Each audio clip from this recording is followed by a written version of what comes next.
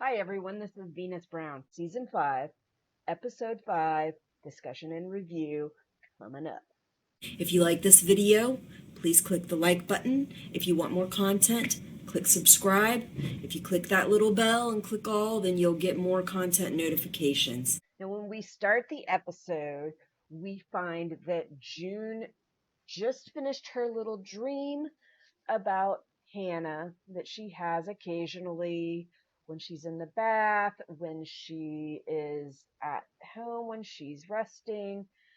Pretty much any time that she is having these memories of Hannah, which I think helped to sustain her while she was in Gilead and helped to keep her connected to Hannah even as those memories seem to fog and fade.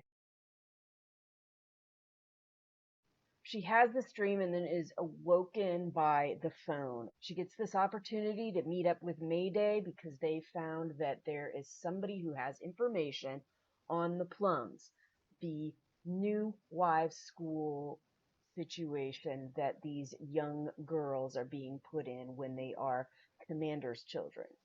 As we found out, because there has been a tightening of restrictions at the borders and people actually trying to guard the borders from Canada and Gilead, they are not able to get this person to come to them. So the only way they're going to get the information is for somebody to actually come to him. We find out that June and Luke are going to do this.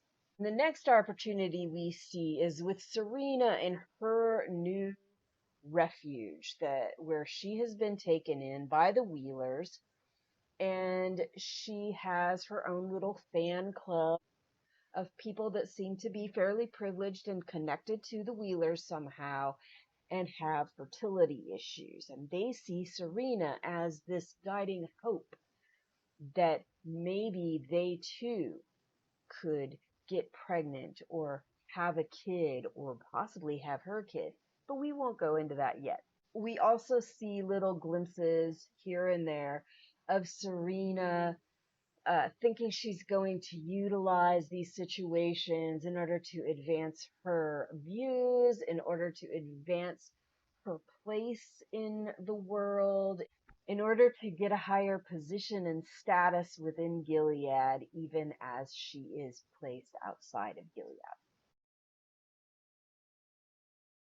Both appear to be in this almost fairy tale vision of things. And fairy tales, as we know, are not real. Fairy tales sometimes come to tragic ends.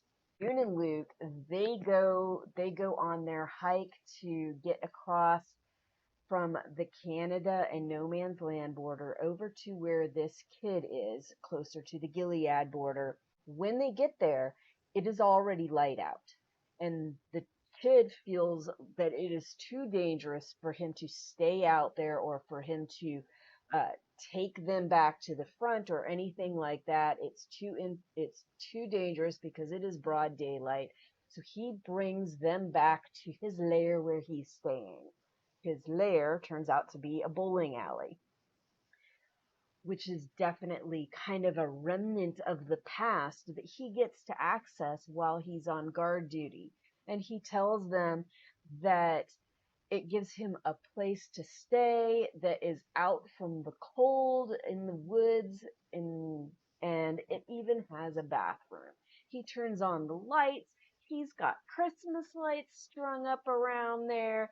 The bowling alley equipment all works perfectly. The bowling balls are still there because nobody's cleared them out. And he even has beer in the fridge, which June rightly questions. Where did he get beer? Like, even if he is not plotting against you, even if he is not dangerous, the fact that he somehow accessed beer in this uh, Gilead slash no man's land area where he by rights should not have access to beer might give you some pause. It should probably give you some pause and really think, where did he get this beer? Who did he get the beer from? How did he get access to the beer? We know that there are guardians that have access to privileged things and privileged information if they're in the right position. But this kid seems to be in a position where he is repeatedly going on guard duty over near the border. Um, so doesn't seem like one of the eyes like Nick was, where he was stationed with a commander and getting access to certain privileges that the commanders take advantage of. But we don't know that.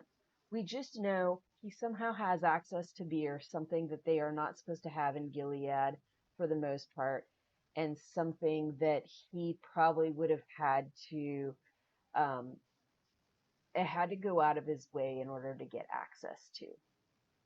And he would have had to make some kind of connection with people that we should at least be a little leery of. They're in this little self-contained bowling alley, and they get to have a little bit of fun, and they get to relax, and they get to feel like they're, a real couple experiencing a little bit of real life and a little bit of those memories of how things used to be back before Gilead took over. The idea of just sitting and relaxing, having some fun, hanging out, talking to each other, and doing the things that you want to do without stressing out about the everyday things going on in life that is post Gilead takeover. We get this lovely image of Luke playing on the piano. It might be a keyboard. I can't remember what those are called. So I have a keyboard. It's just a separate little uh, device that's electronic that I plug into the wall that has piano keys on it that I can play. Okay, what he was on looked more like something that they might have at church. Um, in its little box frame piano, uh, with the piano keys up at the top. That's what it kind of looked like to me. So I'm not sure it's called a keyboard.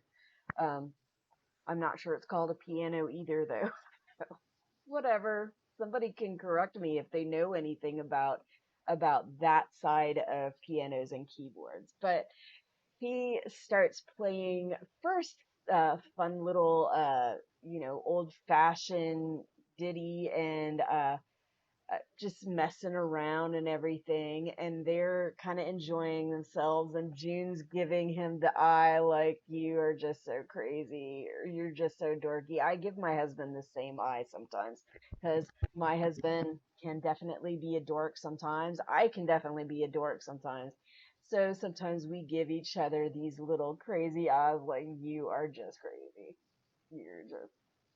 You're just such a dork. Then Luke changes to, a little more advanced song that's romantic, that is a little more complicating than Oh Susanna. And he starts playing, oh God, what is this? What is the name of the song? What's the name of the song, people? I know it's by Al Green because I've heard people say over and over and over again.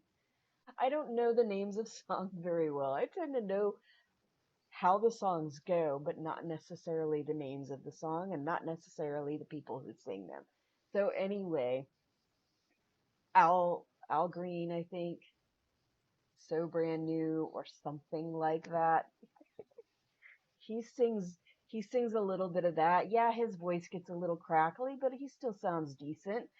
And then he gets up to dance with June, and the kid shines a light up on one of the mirror balls, so that the pretty reflective lights from the mirror are just like sprinkling down on them.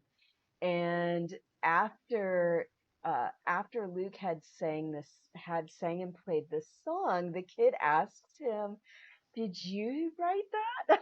And I was like, oh my God. It just cracked me up so much, but it's because this kid has been sheltered from everything since he was a little kid. He's grown up completely in Gilead, where they have blocked off most contact with the outside world, with media, with music, with books, all of that stuff. And yeah, some of the guys have access to books and stuff like that, and things that the girls don't have access to, but they're still very sheltered from uh, the pop world that goes on outside, the and even the old world that existed before. So he doesn't even know that this song was a popular song that was written by somebody else a long time ago. He just assumes that this guy made it up because he hasn't heard this stuff. So that cracked me up. And then when Luke said, "Yeah, yeah, I wrote it," I was just like, "Oh my God, that was hilarious." Just hilarious. So that's our kind of fairy tale land for Luke and June, them having their good old time and seeing this kid just kind of living his best life as best as he can as a Gilead person.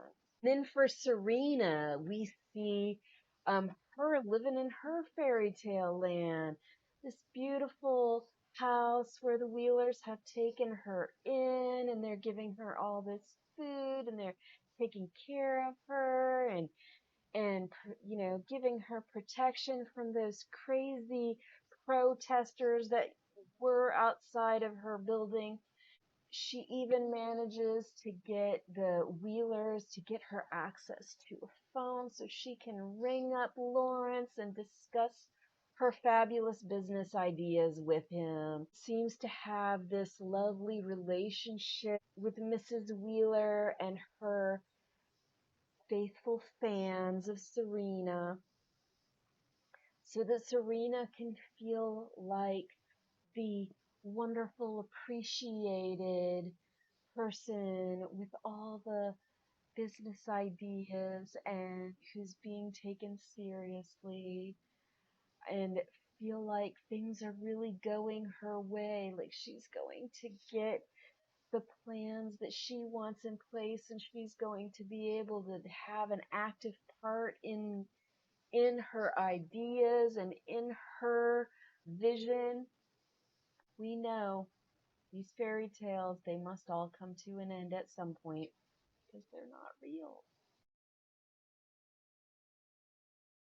Okay, so as we advance through the episode, we start to see Serena having these flashbacks because this fantasy fairy tale land that she's living in starts to fairly quickly show its cracks and show that maybe this isn't quite the fairy tale she imagined, and maybe something more sinister is going on, because we do see these comments and these actions from other people where she goes to the front gate and requests to commune with this fan that's brought her flowers, and oh, how much harm could she be? And she's very quickly told that, oh no, we don't know what kind of person this is, and Mr. Wheeler has given explicit instructions that we not open this gate, that we keep you safe and secure on these grounds. So, little major crack, Serena is stuck on these grounds. And Serena can't do whatever she wants. Okay? And yeah, thinking that some lady who brings you flowers is just innocent and is harmless is really not wise. And Serena should know better, honestly. But Serena is very good at manipulating people, and people like that would be would be most likely very easy for Serena to manipulate in whatever way she wants. And I think that's what Serena was after, was another fan for her to manipulate. After she gets stuck in these positions and she starts seeing these little cracks in her fairy tale, she also starts having these flashbacks of early Gilead. So, so first we see her flashback to when these young children were first taken from their parents illegally and put into Gilead foster care or Gilead orphanage, whatever you want to call it, Gilead child prison. And Serena and Mrs. Putnam are staring through the glass at these cute little kids that have been stolen from their parents, thinking that oh, they just need some proper parents because oh, they were taken from unfit parents. Like, I'm sorry, it's not up to you or Gilead to judge whether a parent is unfit.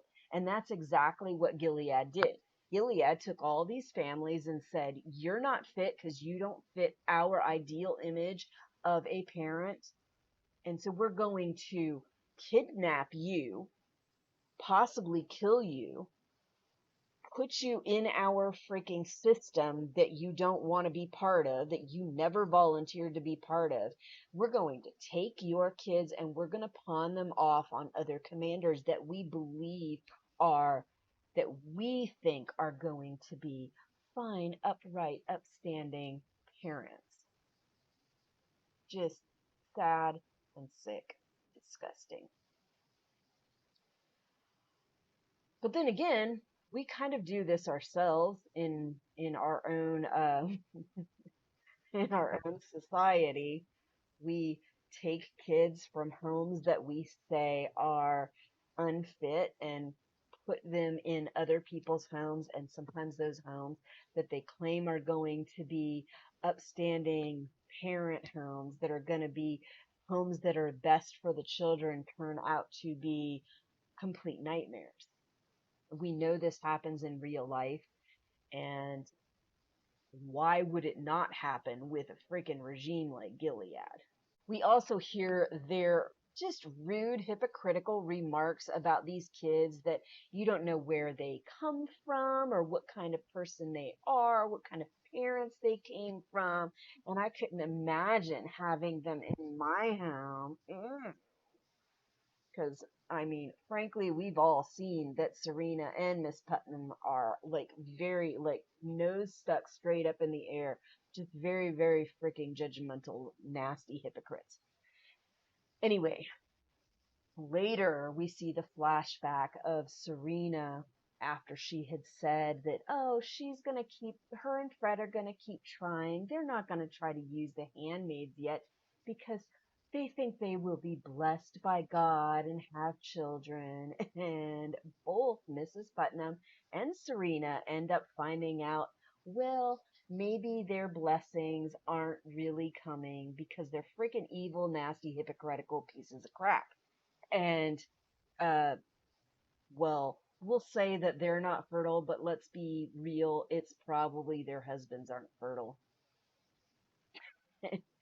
They're not willing to go through in vitro or anything, so not willing to entertain the idea that it could very well be more on the male end than the female end. It could be on the female end too, but come on.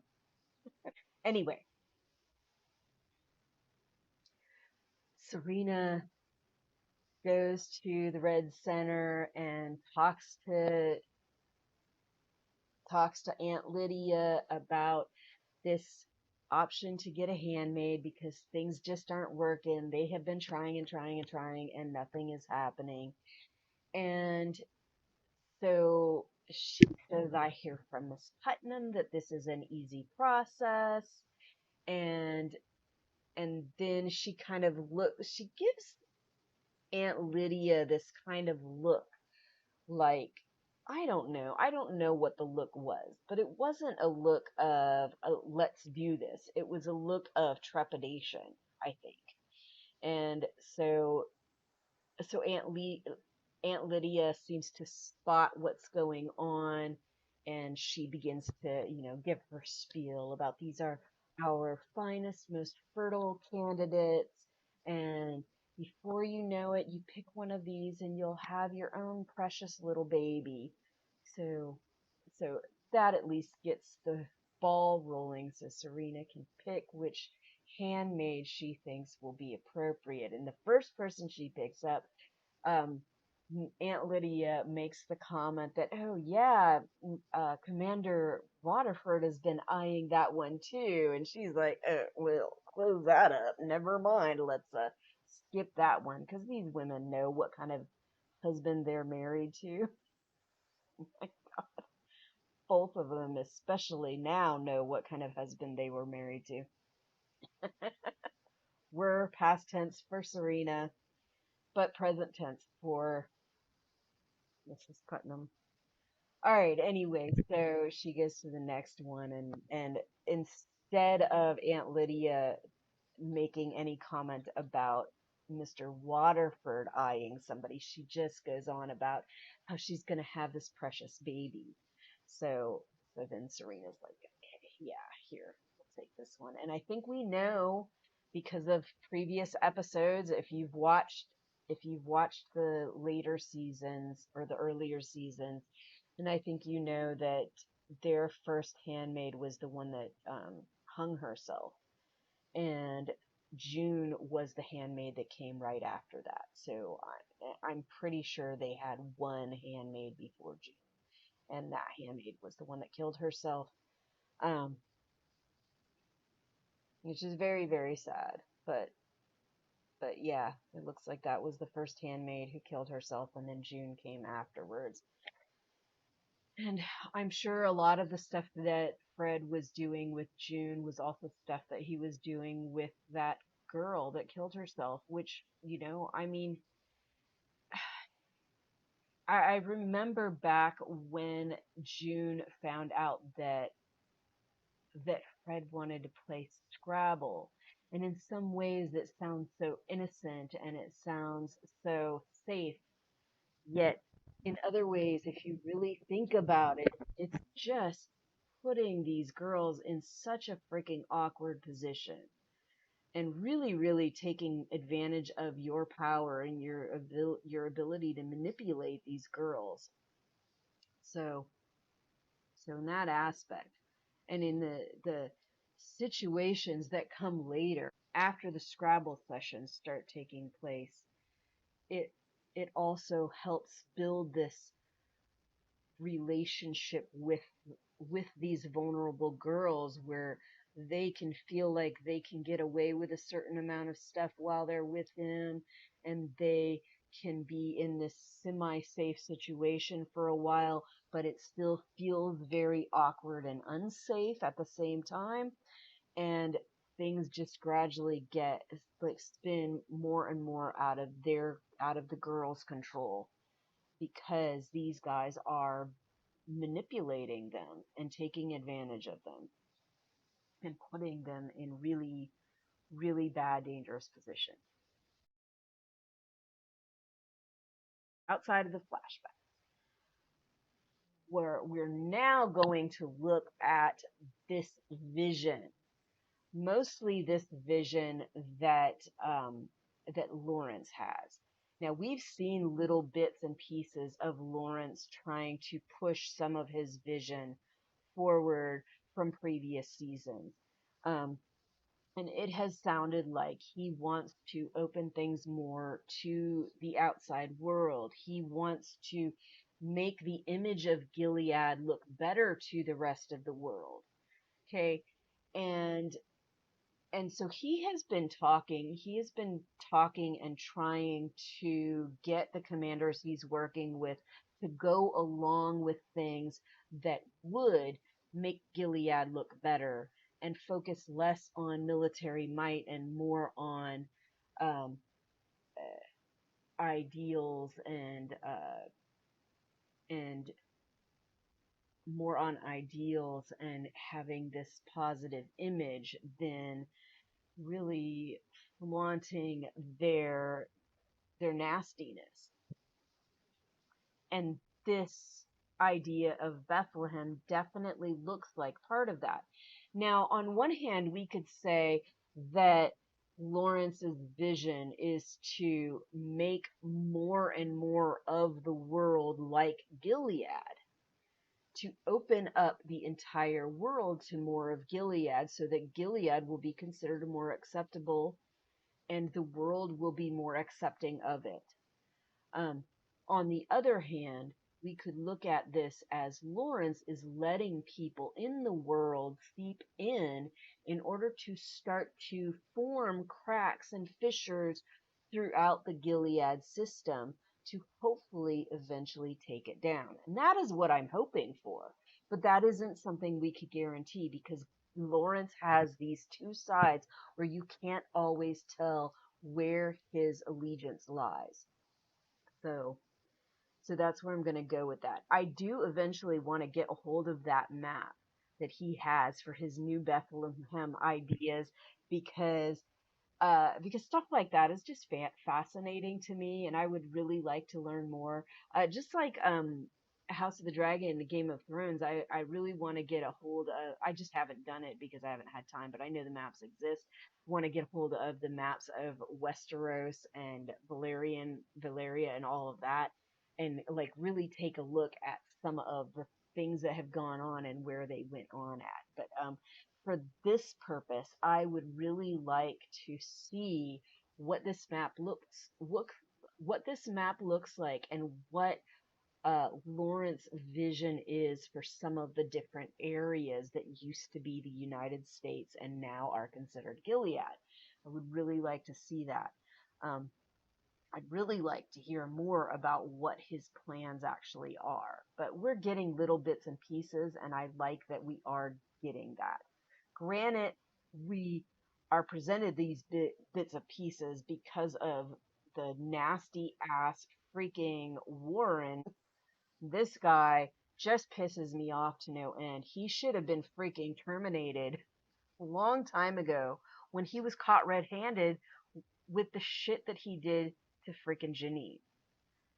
That man, his disgusting actions, even though we know that the commanders have been doing shit like this behind closed doors all along, they are supposed to be keeping it hush hush, doing it behind closed doors, and not showing the rest of Gilead. Because Gilead is supposed to be under the impression that these are fine, upright, upstanding citizens who are making their country great or whatever. And this guy is literally having a relationship with his handmaid, telling her that he is going to make her part of his freaking family and run away with her and all this shit. Like, that is a freaking traitor to Gilead. Like, Commander Putnam is talking about these other people that Lawrence is inviting in being traitors. He's a freaking traitor to Gilead. He doesn't want to acknowledge it, but he really, really is a traitor to Gilead. Yes, the Gilead commanders stick their dick in whatever the freaking shit that they see that they think they can get away with. For the most part, they try to cover it up and try to keep it covered up. They don't go telling their handmaids that they're going to run away with them. They don't go telling their handmaids that are not quite whole that they're going to have a family with them. Like, this guy was definitely putting stuff that Gilead doesn't want others to see out in the public where everybody could see it. And he specifically used his connections to make this girl feel like he was going to run away with her,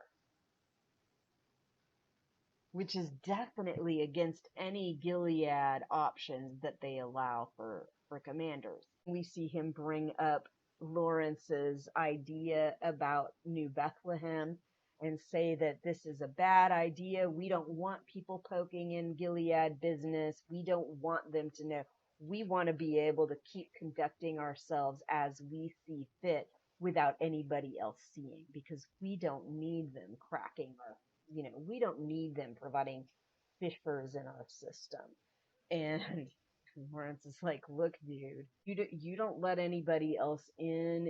You are going to make it so that we can't live, we can't survive because we need the money, we need the positive press, we need the backing of other nations in order for our nation to keep going.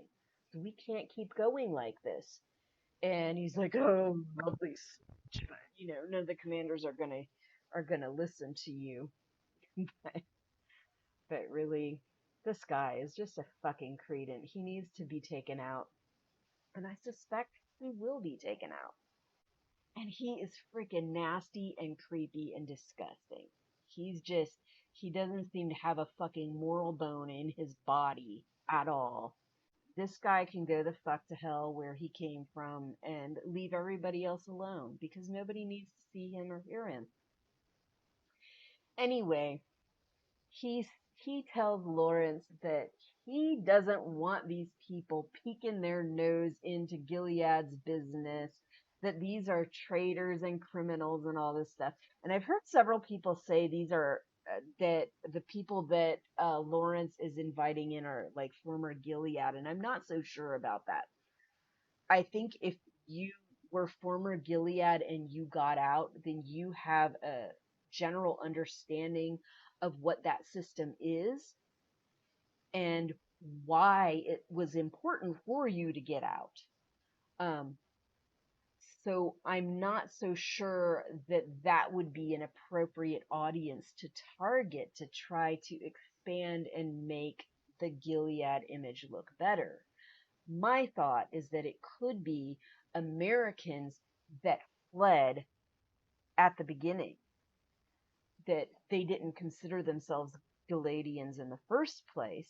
They were trying to escape from the Gilead overtaking of their country. Um, they were trying to escape from the danger and the war and all of that. Okay? And to the Gilead commanders, they're going to be considered traitors, but these are Americans that don't buy into your system, that don't want a part of your system, that want to escape from your system because your system is oppressive and dangerous for everybody. So so they left. That's what I'm thinking. I'm thinking it's former American citizens that fled the country. And I think some of them are these um, Serena acolytes, these pro Gilead Canadians. I think some of them are those people. And I think that may be who Lawrence is targeting. And if he is, it could be it could be to make Gilead look better to the rest of the world and to spread Gilead further out in the world and make Gilead more accepted. But we also know that Lawrence has this other part of him that tends to veer more towards moral ends when it suits him or when somebody pushes him towards it.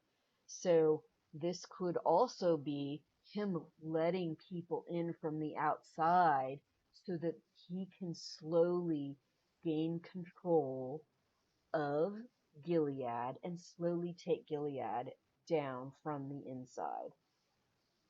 That's my thoughts on the matter. Could go one of two ways, and I think those are like Lawrence's most often shown two major sides. Is this moral side that wants to undermine Gilead and maybe take it down or at least make it better, or this other side that's not so moral, that is stuck on like his ideas that Gilead used to build his system, their system in the first place, where um, where he just wants his ideas utilized so that Gilead can be spread far and wide and can look better to everybody else. That so that Gilead can look more palatable to the rest of the world. And if that's the case, then fuck Lawrence. But I suspect it may be a combination of the two. I also suspect it may be that he is trying to undermine Gilead and take it down from the inside. Now let's talk a little bit about the children. Children of Gilead, the first images that we see with Serena's flashback of these kids that have been taken from their parents and they've been put in these um, rooms with with a glass window where the prying wives can look in so that they can go window shopping for children that have been stolen. So these two kids that are in this image look like they are, staring out the window because they're just trapped in these freaking white rooms after they've been taken from their parents. But anyway, so so you've got these kids, they're taken from their parents, they're stuck in these rooms, they're being proposed as options for the commanders to provide them a good home because they have made the judgment that whatever home they came from is not a good home. So we get to see these kids at the beginning when they're first captured by Gilead, when they're first basically made a ward of Gilead, and they're probably in this position where they're probably being educated on the Gilead ways and getting prepared to be put into Gilead families. Um, and I don't know how they're dealing with the whole part of these kids were just taken from their parents, and that should have them majorly scared and frustrated, angry, and upset. I don't know how they're dealing with that, but we do see ants in there, and we know how ants act. If you've read the Testaments, then you know that not all ants are like Aunt Lydia. So there are some ants that seem to be fairly good, and they seem to have a little balance of the good and the bad, and they seem to take the part of being like their educator. They remind me the descriptions that we got from the Testament, they remind me of sisters in Catholic schools, sisters and mothers in Catholic schools. That's what they remind me of. So your authoritarians that are dishing out discipline, but also your teachers that are given lessons. So that's the impression that I got from that. And that's what I'm assuming is going on with those ants in the situation. And then we get to see this kid, Jaden, after he's a young adult now. I'm assuming that he's a little bit older than Hannah. And so that he was taken when he was a little bit older than Hannah. Hannah was, I think, around 5 when she was taken. Whereas this kid, maybe he was 9 or 10. Um, And so we get to see how he is. So even though he may have been a little bit older than Hannah, he had no access to his parents. He had no access really to the outside world other than the little bit that he's been able to glimpse since he's been in this um, position of guarding the border. Okay, and so he's really been sheltered from the rest of the world and only been exposed to Gilead for the most part. And he says even though he was a little bit older than Hannah, he says to Luke, as they've been bowling, that he thinks that he liked it, that he thinks he remembered enjoying bowling back before Gilead, but he isn't sure because everything from before Gilead is a fog. And I think even when June was captured in Gilead and performing her handmaid duties, she occasionally talked about as the years go on, her vision of things before become more fogged and blurry and more hazy and harder to like keep that image of these people that these loved ones that she had. Hannah and Luke both at times she discusses as like kind of fading from her memory and her wanting to like keep that memory, but it like gradually fading away.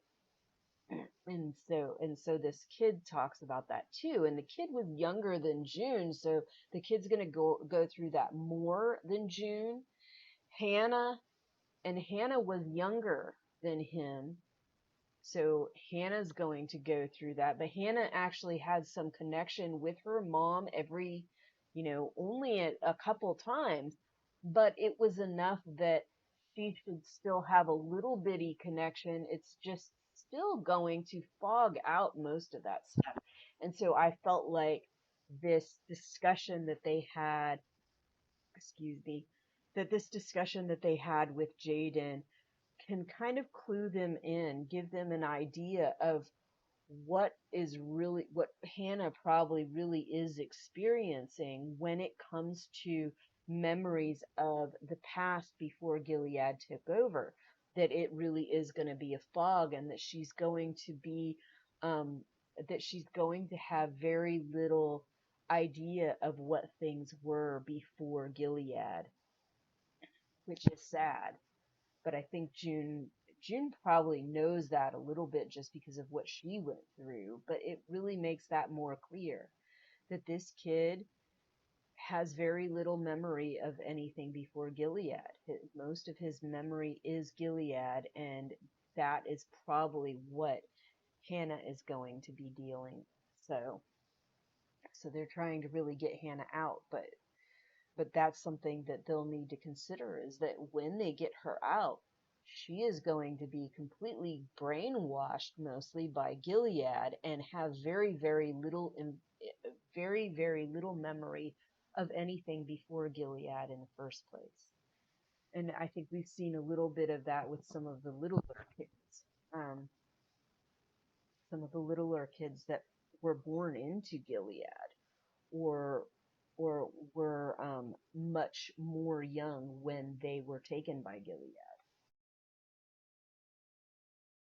Now we're going to talk about the end of the episode, where both of these fairy tale lands that are being experienced by Serena and by June and Luke are just crumbling, shattering, and disappearing. This is no longer fairy tale land. Some of the stuff in fairy tale land during the bowling alley scenes was already starting to crack uh, with these little tensions and sensing that something isn't quite right, that something is off. And we noticed it. Luke seemed to notice it a lot less, but June every once in a while was like, with her comment about where did he get beer? Her comment about, so nobody hears you, like when you're yelling and carrying on and laughing and enjoying yourself, nobody's hearing you. um just looking around trying to see, is the shoe gonna freaking drop? Is somebody gonna show up, and is something really bad gonna go down? And we get that feeling throughout these scenes, and we get little glimpses of June noticing that something feels a little off. And I think things were going to feel off in the first place. What they're doing is very dangerous. Going from the Canada side through no man's land to the Gilead side to get this information was very dangerous. Okay. And the kid was right. I know people have said, oh, alarm bells should be going off about this kid telling them to go back to his bowling alley with him and waiting until night. But the kid was right also. You can't be traveling around this highly patrolled area in the middle of the day. It's just not a good idea. It is too visible. It is too dangerous. And you have people on both sides that are guarding these things, that are watching, that have their eagle eye out. And it is easier to move around out at night where it's harder for people to notice and see you. So so it did make some sense that this kid was like, look, it's like the sun is already out. We have to get back to my place because it's too dangerous to be out here. Then I can give you the information that I have. Um, and then you probably, if you want to be safe, should stay here until nightfall, and then I can take you back while it's dark and people can't see what's going on as well.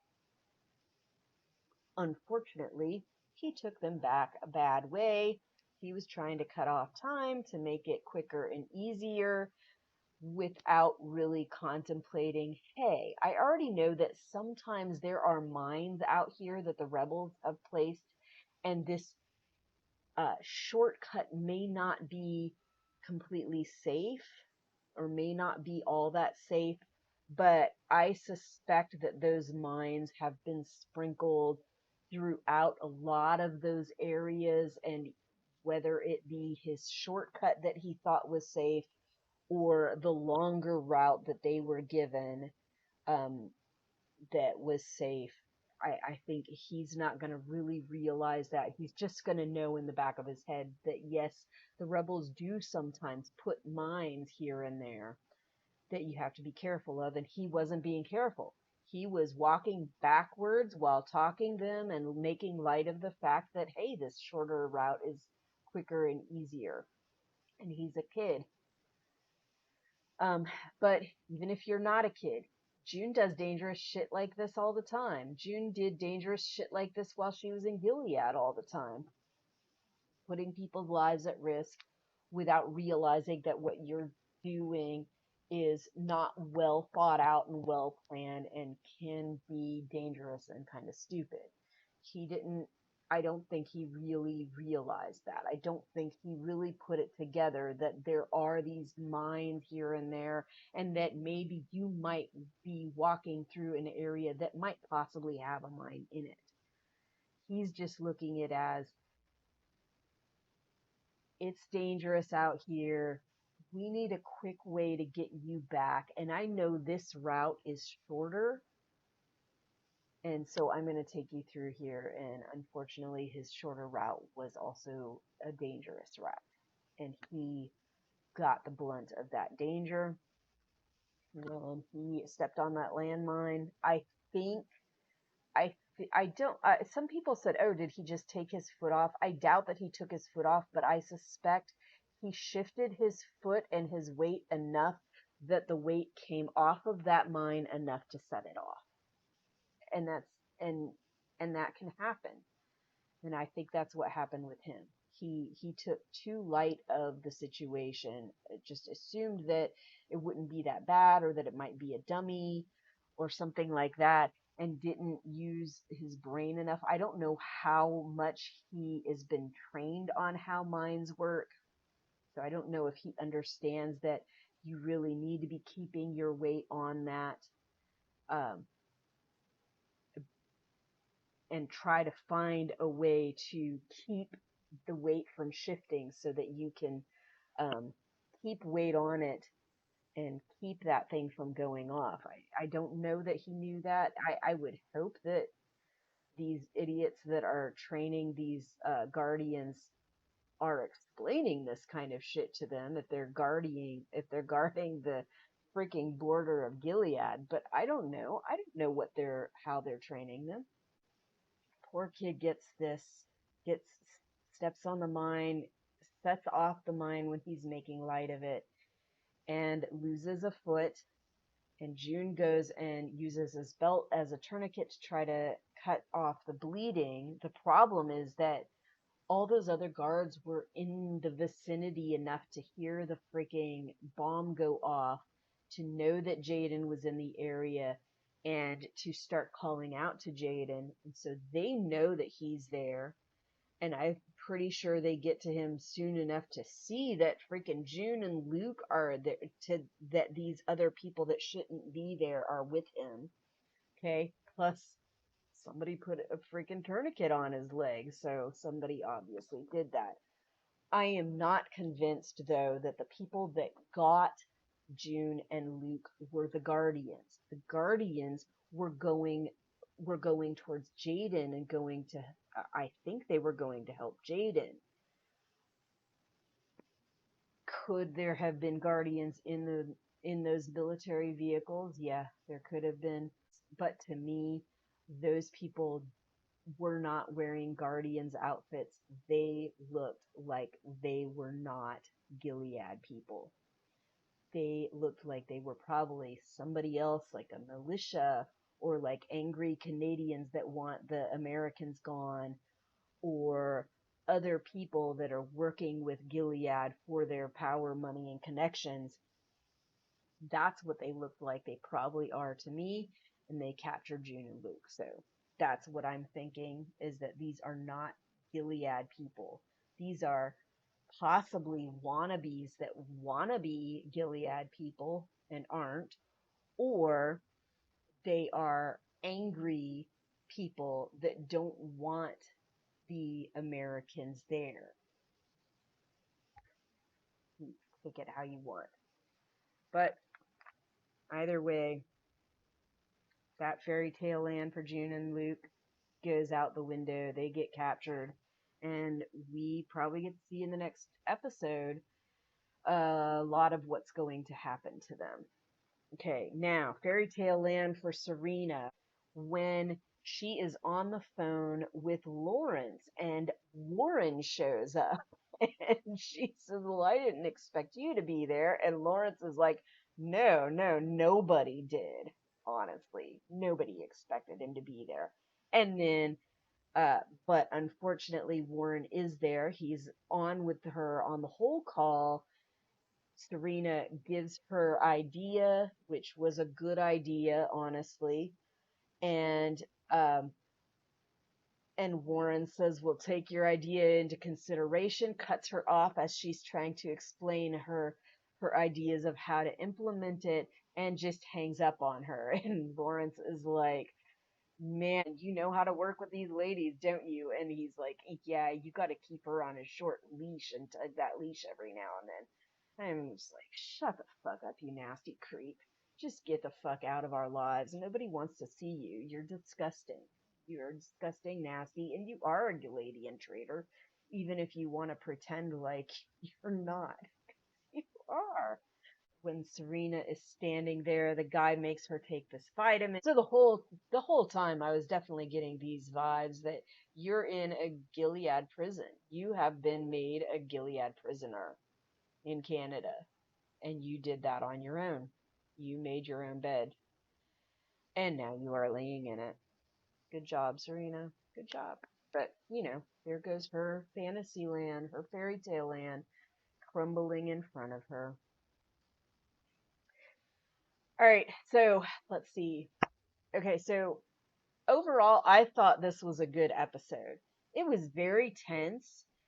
You had little glimmers of kind of some of these nice things, and you had the tension of something bad is going on, something awful, something evil, something rot is going on that is going to just take away any good that happens to exist in these fantasy lands.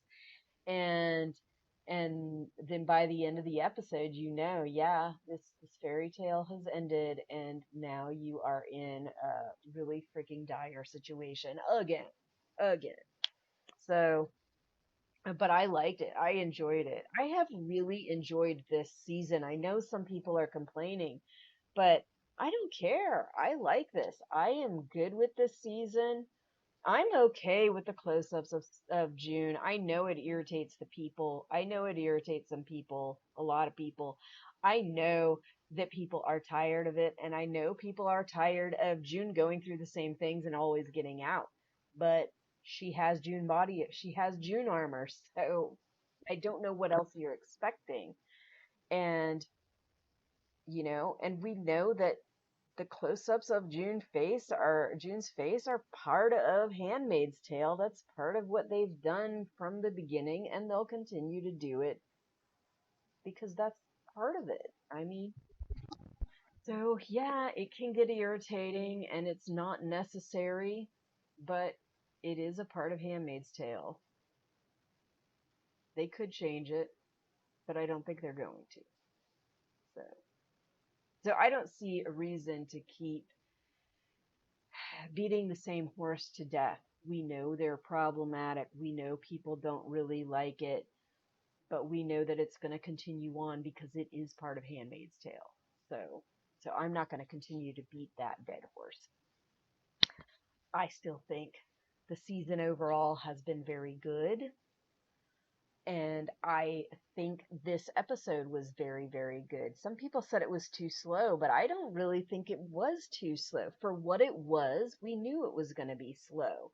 But even with that slowness, there was so much tension throughout that that that I was okay with it. I was not bored with it at all. I don't do reactions to Andor, but watching Andor lately, I find that very boring and very drawn out. So you want to complain about something that is slow and drawn out, go watch Andor. You'll get your slow, drawn out thing to complain about because I didn't feel that that was what this was today. All right, but what do I think is going to happen? I mean, I think the promos have been pretty blatant that June and Luke have been captured. They're going to be held captive for a while, and then they're going to be taken away from each other. And from there, don't know exactly, but you can watch the promos and you can garner a lot of ideas from them. And unfortunately, I get a little too into it, and some of these promos have my freaking um, fan conspiracy tinfoil hat ideas going. So I'm trying not to go off too much about it, but I mean, I did make a little teeny presentation about what I thought about a couple of the promos. So I have been letting my fan theory, conspiracy, tinfoil hat ideas go out in public a little bit and in this presentation too. But I will see you in about a half a week. I will see you for the next episode. Bye. Until next time, I'll see you when I see you. If you like this video, please click the like button. If you want more content, click subscribe. If you click that little bell and click all, then you'll get more content notifications.